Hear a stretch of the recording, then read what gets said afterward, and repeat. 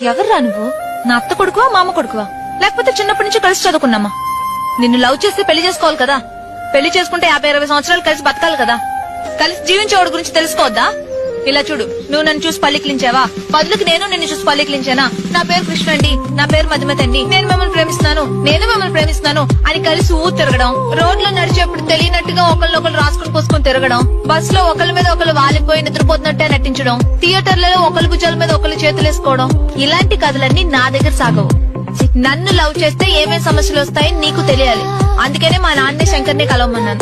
అదే విధంగా నిన్ను లవ్ చేస్తే ఏమేం సమస్యలు వస్తాయని నాకు తెలియాలి. ఇవన్నీ వదిలేసి మన ఇద్దరం లవ్ చేసుకుని రేపు పెళ్లి వరకు వచ్చిన తర్వాత మీ ఫ్రెండ్స్ లో ఎవడో ఒకటి అడుగుతాడు, ఎందుకు రామని పెళ్లి చేసుకుంటున్నావు?